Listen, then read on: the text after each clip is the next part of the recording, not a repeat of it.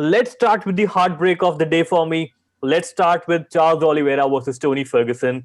Let me have it, guys. It's on you. Akhil, you can start. I mean, I'm going to cry for a while. Okay, again, like I keep saying, that I told you so kind of moment because I told you Tony's era is over, but you know, after today's performance, I still feel Tony has a fight left in him. Okay, I will not completely say that Tony's era is over. Tony still has an year or two left in him. Tony still has three or four fights, maybe maximum five fights left in him. But there are terms and conditions to it, and that are: number one, he needs to change camp. He needs a good coach. Okay, because what Tony proved today was that Tony is still the same Tony in terms of durability, in terms of eating up punches, in terms of you know. You know, in terms of a fighter being able to keep himself in the fight after taking so much damage. Okay, so Tony proved that okay, he is still that same truck, but he doesn't know which direction to go for. He was the way he handled that armbar. Oh man, like Oh, it was scary. I thought it was gonna pop. I saw a sketch of all the muscles in a human arm. Like when the arm was stretched, I saw everything. Like it was crazy. I was like, okay, so Tony is going to tap any moment now, but he stayed in the game. He did not tap. He stayed, and he did not tap out, and he was still in the game. Not just that moment. There were many other moments where Tony was completely dominated. If it wasn't Tony, if it was somebody else, that person would have given up, either tapped out, or that person would have been knocked out. Okay, so hats off to Tony for taking so much damage. But then again, that is not good for him. As I keep saying about these fighters, Yeah. his era is if he belongs to a different era. Like Jose Aldo did belong to a different time. Now he is performing good. We loved his last fight as well. Okay, he did give a very good competition in his fight, but he is not the same fighter as he was before. Same as for Tony. Okay, Tony needs to change his plan if he wants to stay. Otherwise, he's going to be like Junior Dos Santos, on a losing streak, or like Cowboy, a guy, just a punching bag, just a guy who's there to make sure that up and coming fighters are worthy in this weight category. So I don't want with Tony the to be UFC. in the UFC in that particular weight category, whatever the weight category Tony fights in. I don't want Tony. Exactly. I don't want to see Tony like that. I love Tony, too much for that. I For me, it was heartbreaking to see. I understand you, Sam. I feel what you feel. I say things because I'm more practical. I understand, you have your emotions, but I don't go with emotions. I see the game and I know, I can say those things which are not music to the ears. So his time is over. He has very few fights left. If he wants to fight, he still needs to change camp. He still needs to up his game because Oliveira tonight, not just Oliveira has improved his game a lot with time. We didn't see Tony doing that. Tony still relies on those old gimmicks and still relies on his old game. He cannot win like that. Justin Gagey opened up a flaw in his game, and Oliveira exposed it as well today, and kind of used it in a very good way. Mhm. He did not give Tony space. He did not give Tony enough area to think, enough space to think. He was always up in his face, and Tony did not know what to do because Tony did not improve his game. Okay? Because Tony doesn't listen to anybody. First of all, this is the problem that Tony has. Okay, Yeah. he doesn't listen to anybody. He just thinks, like Mike Perry. He's going to be another example of being a loser for not having a team, for not having a coach. You cannot. It doesn't matter who you are. Doesn't matter what kind of game you have. If even if you're the champion of the world, you still need a coach, and you still True. needs a coach who will tell you what you need to improve. Okay, as human beings, we need to evolve anyways. But Tony needs that drastically now. Oliveira, on the other hand, that was a performance that I would have loved to see in any other fights before. Like I wasn't expecting such a performance, such a good fight. Oliveira did a really good job, and now he's a really good contender for everybody. Even now he's calling out Connor. I think he has a chance. I'd still favor Connor. I think Connor will win, but he has a very good chance. He's a better chance than Justin. Okay, of course, like when Justin fought Tony, he was the first one to beat Tony, right? Like not in the entire history of the UFC, but in recent years, he was the one who exposed that flaw in Tony's game, and Oliveira took it to another level. So Justin and Oliveira could be a good fight as well.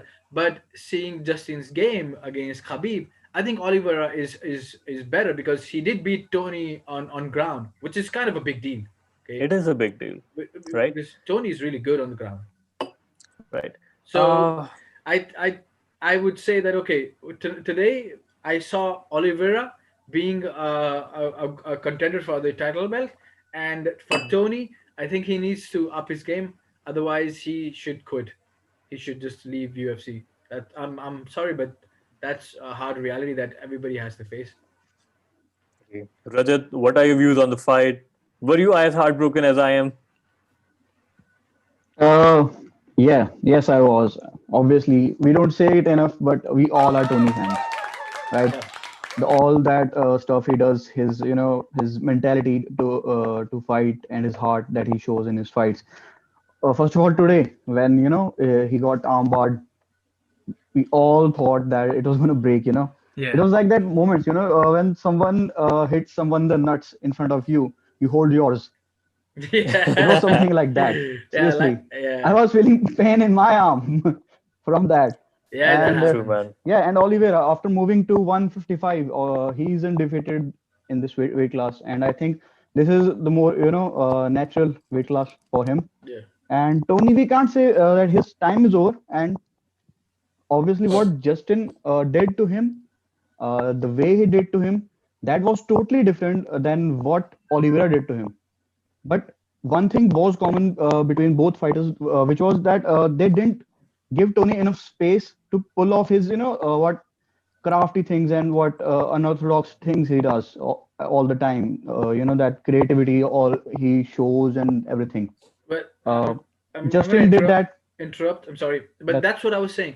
When Justin did it, he did it for the first time. Oliveira no, enhanced it. there is a difference. There is a difference. There is a Okay, difference. What Justin did, it was on the foot, and what Oliver did, that was on the ground. okay, We I mean, we know Tony is crafty on both on ground and right, on his feet. right. So yes, that was a common thing that they didn't give him any space to do all that creativity that he does. You can say creativity because that's what makes what Tony is today as Right. the fighter we know. His So uniqueness, yes, and Right. Oliveira, you can say that his weakness when no, no, people his are not uniqueness, his uniqueness. You know, the, uniqueness, and kind of his weakness too, showing that not giving him enough space to do what he does best. I think that's what other fighters obviously are looking for now, and not getting over.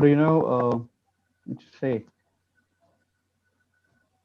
yeah. So they are not influenced by his size and everything that the movement all that he does, Tony. And yeah, and man, his heart. I mean, what to say? And Oliveira, they're saying that he should fight winner of Connor Dustin and and Dustin, but I mhm. think there are two more fights to make before that, and which I think are essential for this weight class. So, okay. Akhil. If I tell you my views on the whole fight, first of all, obviously I was heartbroken. I cried in my corner for a while. Okay, not really, but I really wanted Tony to win, and honestly, I was the one who actually wanted to see this fight, Charles Oliveira and Tony Ferguson fight, because they both had very, very similar skill sets.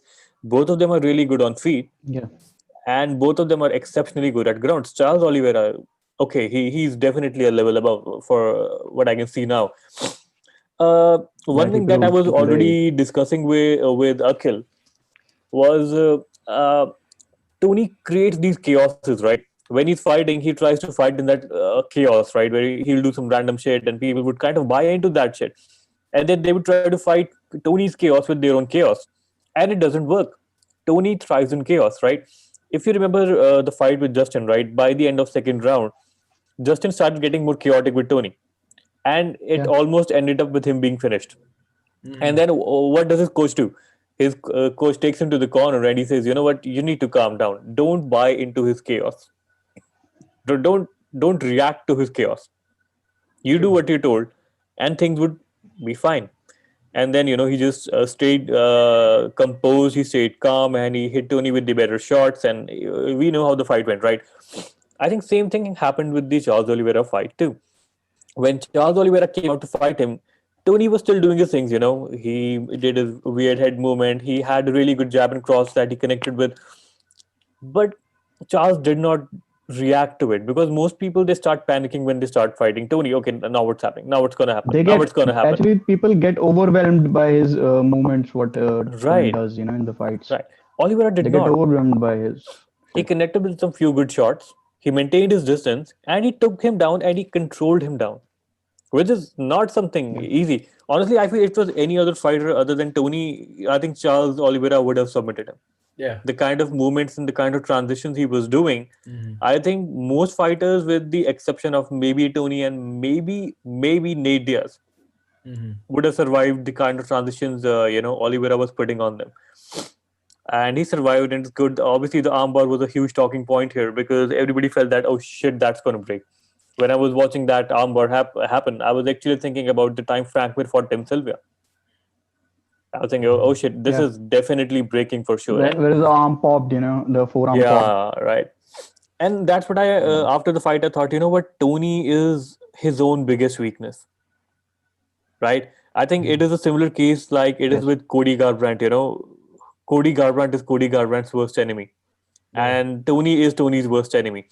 He takes a lot of pride in saying things like, you know what, I don't have a coach. I have a striking coach, and I have a jiu-jitsu coach, and I have a wrestling coach, and they tell me the things that I want to learn. Sorry, and he kind of says, I want to learn this and I want to learn that, and those I people work on him. He says, I tell them But what that I is want not. to learn. Yeah, that is not how it is. How it should happen. Charles Trust Oliveira them. had a good team behind him. As he said in the interview, yeah, we saw Tony doing his thing, but my team had a plan. I don't think Tony has ever had a plan to beat Yeah. someone. Yeah. He's Tony so is not confident that kind of about his guy. ability to Yeah. pull something, out of the thin air and In try to between, submit in between the someone. fights. Yeah. Yeah, it's not going to happen anymore. Coaches are very intelligent, as Akhil said. That era is gone. Where fighters did so much of innovation in their own thing. Nowadays, fights are very very controlled by coaches, Yeah. right? And obviously, Oliveira had a good game plan to beat Tony. Mhm. The way in which he was holding Tony down, I thought it was some kind of a WWE move. Was he trying to pin him for 1, 2, 3 for a while? I was actually thinking He that was actually pinning him down. Yes. he was pinning him down, right? Tony needs a camp. Tony needs a good coach who tells him, you know what? Okay, see, we can all agree that Tony has the skill, right? He's a good striker. He's a Actually, good jiu-jitsu Tony guy. He's a should good wrestler. listen to people. Tony should listen to someone. He He is needs to actually, that's listen. his, I think is, yeah. It is, and he needs a good coach who tells him, this is what you need to do. This is how we'll approach it, the Charles Oliveira fight, right? Because if he does not do that, you can be very skilled in this game, and you still could be the guy losing all the matches because he needs to improve. This Tony is the same guy who was fighting for the past 5 years, for the past 7 years. Mhm. Nothing has changed for Tony. He's still the wacky, crazy wrestler who can strike, who can submit you, and he's still that. Whereas fighters, for example, Charles Oliveira, they have evolved their game by leaps and bounds by now, and the division Leaps is and bounds. getting competitive and destructive as we approach it, right? And Charles Oliveira, kudos to him, man. Like, taking nothing away from Charles Oliveira. I won't say, okay, Tony lost because Tony did that, or no. Charles Oliveira was just so much better than Tony at everything. He was. He was. I He agree with looks that. like a threat now. He looks like a serious threat to anyone Yeah. in the division right now. He does. Like I was reading some comments where people said, Charles Oliveira versus Khabib is a fight no one knew that they wanted to see.